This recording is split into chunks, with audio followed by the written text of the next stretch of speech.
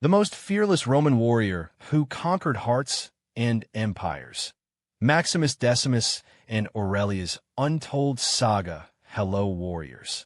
I am your host, Khalid, and today I bring you the most incredible story of courage and love from the Roman Empire that will blow your mind. Have you ever heard of Maximus Decimus Meridius?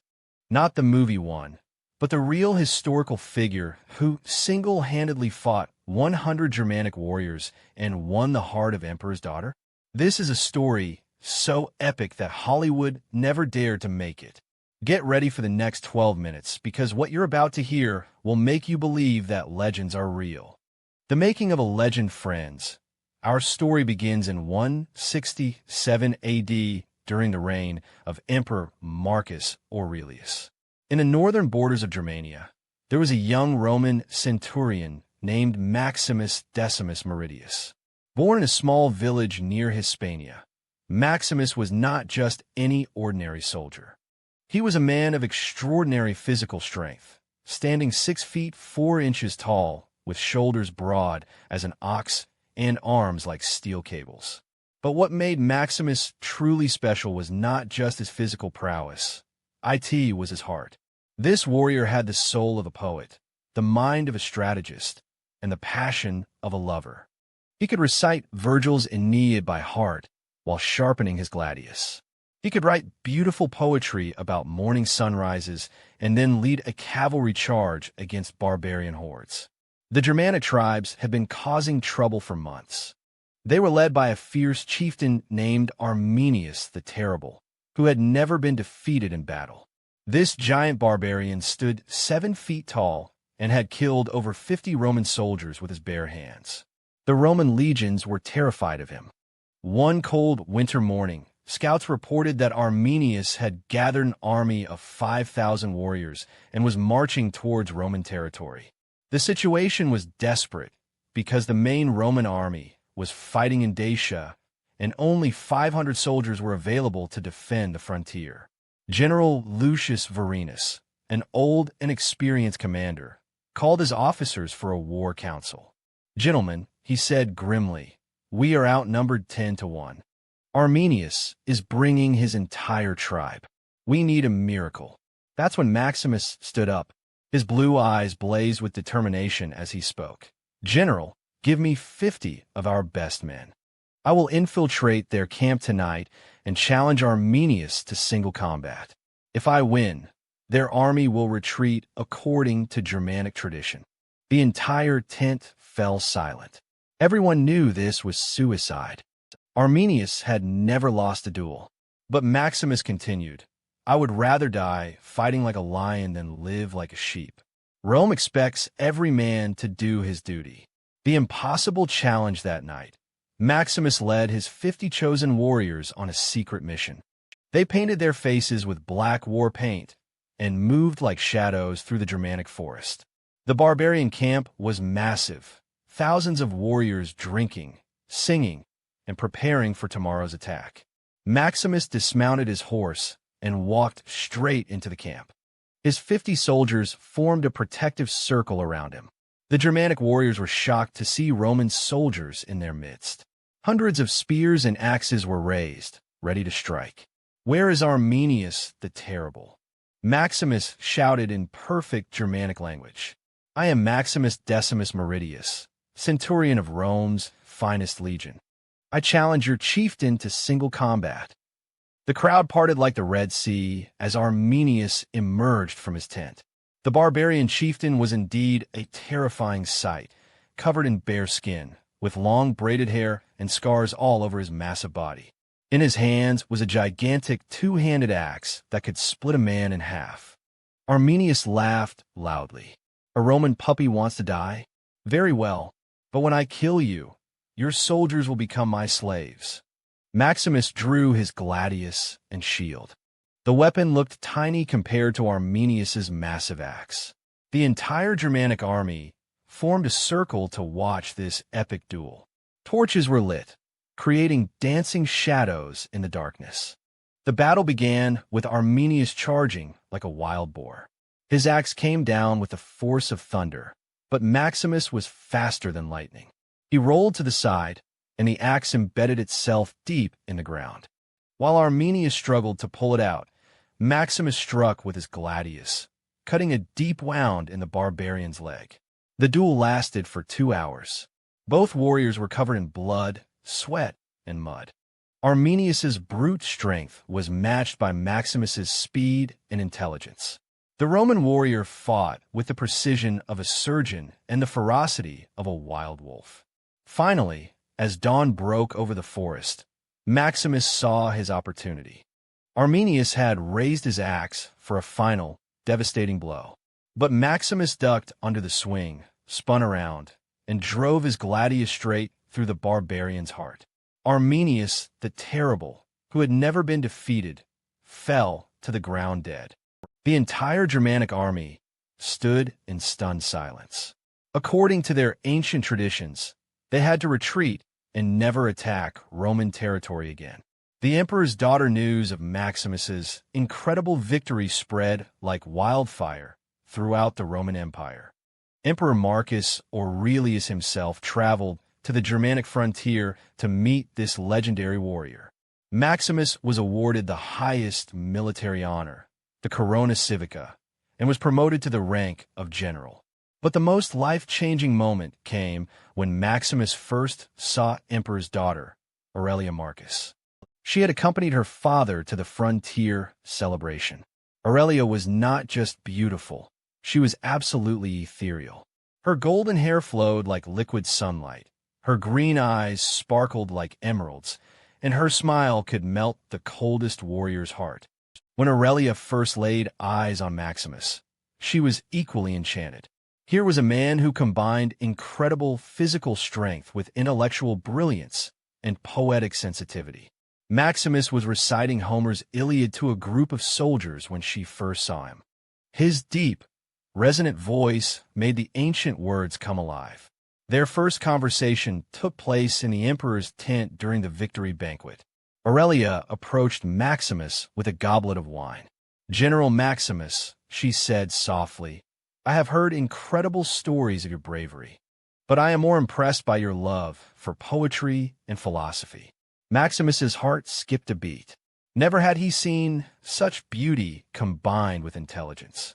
"Princess Aurelia," he replied, "a warrior without culture is just a barbarian with better weapons. Poetry teaches us what we are fighting for: beauty, love, and civilization." They talked throughout the night about literature, philosophy, music, and dreams. Aurelia discovered that Maximus could speak 7 languages, played the lyre beautifully, and had written several poems about the beauty of nature. Maximus learned that Aurelia was not just a princess, but also a brilliant scholar who had studied with the greatest philosophers in Athens. Forbidden love in the Imperial Palace after the Germanic campaign, Emperor Marcus Aurelius brought Maximus to Rome as his personal military advisor. This meant Maximus would be living in the Imperial Palace, close to Aurelia. Their friendship quickly blossomed into deep, passionate love. They met secretly in the palace gardens under the moonlight. Maximus would recite original poems he had written for Aurelia.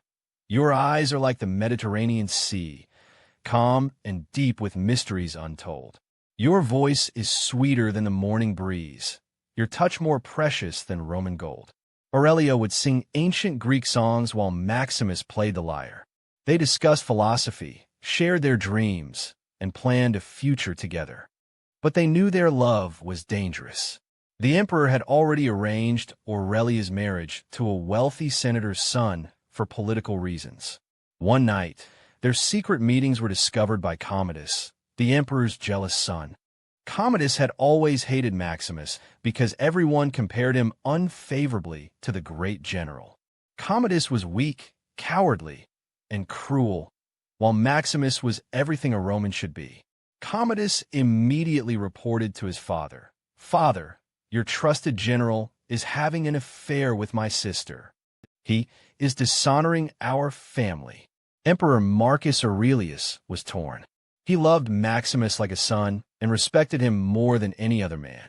But he also had to protect his family's honor and political alliances. The ultimate test of love and honor, the emperor called Maximus to his private chambers. "Maximus, my trusted friend," he said sadly, "I have heard disturbing reports about you and my daughter. Is it true?" Maximus looked directly into the emperor's eyes. "Caesar, I will not lie to you. I love Aurelia with all my heart, and she loves me. But we have done nothing to dishonor her or your family." The emperor sighed deeply. "Maximus, you are the finest man I have ever known. In a perfect world, I would be honored to call you my son. But we live in an imperfect world where politics and duty must come before personal desires." "I understand, Caesar," Maximus replied. "What would you have me do?" "I am sending you to Britannia to command our legions there," the emperor said. "It is a position of great honor, but it will keep you away from Rome and from Aurelia." Maximus accepted his fate with dignity. That night, he met Aurelia for the last time in their secret garden. "My beloved," he said, taking her hands in his, "I must go to Britannia. But know that wherever I am in this world, my heart belongs to you." Tears streamed down Aurelia's face. "Maximus, please take me with you. I don't care about being a princess. I just want to be with you."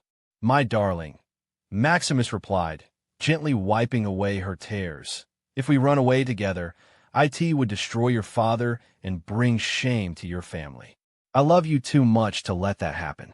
They held each other tightly, knowing it might be their last embrace. The warrior's greatest victory in Britannia, Maximus commanded the Roman legions with unprecedented success. He conquered rebellious Celtic tribes, established peaceful relations with friendly chieftains, and built roads and aqueducts that brought civilization to the wilderness. But his greatest achievement was not military. Maximus established schools where Roman and Celtic children learned together. He married Roman soldiers to Celtic women, creating a new generation of Romano-British citizens. He built libraries, theaters, and temples that celebrated both cultures. Meanwhile, in Rome, Aurelia refused to marry the senator's son.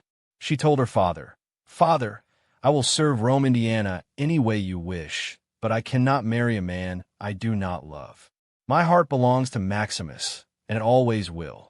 The emperor, seeing his daughter's determination and hearing reports of Maximus's incredible success in Britannia, began to reconsider his decision. After 3 years, a terrible plague struck Rome. Thousands of people were dying, including many senators and nobles. In this crisis, the emperor remembered that Maximus had once saved an entire legion from disease by organizing medical camps and proper sanitation. The emperor sent a message to Britannia. "Maximus, Rome needs you. Return immediately and help us fight this plague. Your emperor commands it."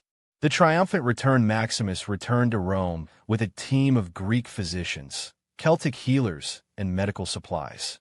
He immediately organized massive quarantine camps outside the city, established clean water distribution points, and created medical teams that went door-to-door treating patients. Working day and night without rest, Maximus personally cared for the sick and dying. He risked his own life countless times, entering infected areas where others feared to go. His courage and compassion inspired thousands of volunteers to join the fight against the plague. Within 6 months, the plague was defeated. Maximus had saved the eternal city.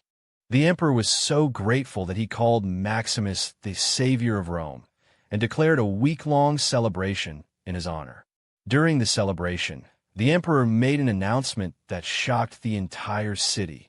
"Citizens of Rome, General Maximus Decimus Meridius has proven himself to be the finest Roman of our age. He is a warrior without equal, a leader without peer, and a man of unquestionable honor. Today, I adopt him as my son and declare him my heir." The crowd erupted in cheers. But the emperor wasn't finished. "Furthermore, I announce the engagement of my daughter Aurelia to my adopted son Maximus. They will marry next month, and their children will inherit the throne of Rome." Maximus and Aurelia could hardly believe their ears. Their impossible dream had become reality. Love had truly conquered all. The greatest love story of the empire, the wedding of Maximus and Aurelia, was the grandest celebration in Roman history. Representatives from every corner of the empire came to witness the marriage of the warrior poet and the philosopher princess. The ceremony lasted 3 days, with gladiator games, chariot races, theatrical performances, and magnificent feasts. Maximus wrote a special wedding poem for Aurelia that became famous throughout the empire. "My beloved, you are the dawn that ends my darkest night, the spring that melts the winter of my heart. With you beside me, I fear no enemy's might, for love has made us one, never to part." Their marriage was not just a romantic fairy tale. It was a true partnership of equals. Aurelia became Maximus's closest advisor, helping him make military and political decisions. Maximus supported Aurelia's scholarly work, building her the largest library in Rome, where she wrote philosophical treatises that are still studied today. Together, they ruled Rome with wisdom, justice, and compassion. They established hospitals, schools, and orphanages throughout the empire. They created laws that protected the rights of slaves, women, and foreigners. Under their leadership, the Roman Empire experienced its greatest period of peace and prosperity. They had 4 children, 2 sons and 2 daughters, who all inherited their parents' combination of physical courage, intellectual brilliance, and moral character. Their eldest son, Marcus Maximus, became one of Rome's greatest generals. Their daughter, Livia Aurelia, became a renowned poet and philosopher. The eternal legacy Maximus and Aurelia ruled Rome together for 40 years. They died within days of each other, still holding hands after 4 decades of perfect love. Their joint tomb in Rome bears the inscription, "Here lie the emperor and empress who prove that love is the greatest force in the universe." Future generations will remember Maximus for his courage in battle, his wisdom in governance, and his compassion for all people. But his greatest achievement was showing the world that a warrior's heart can be as gentle as a poet's, and that true love can overcome any obstacle. The story of Maximus and Aurelia became legendary throughout the ancient world. Their love letters, which are preserved in the Imperial archives, inspired countless poets and writers. Their military strategies are still studied in war colleges, and their political reforms influenced the development of democratic government.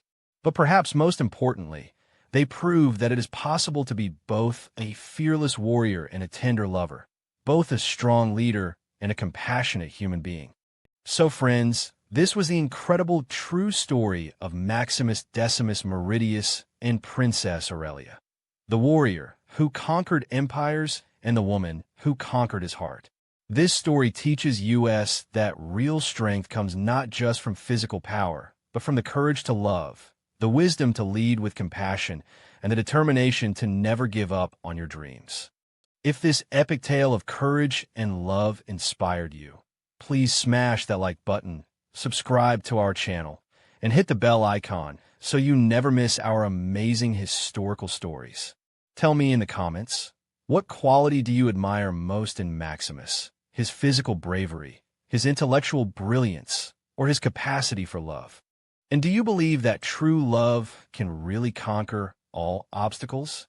Next week, I'll bring you the untold story of the most mysterious female gladiator who fought in the Colosseum and changed Roman history forever. Until then, keep fighting for your dreams and never stop believing in the power of love. Goodbye.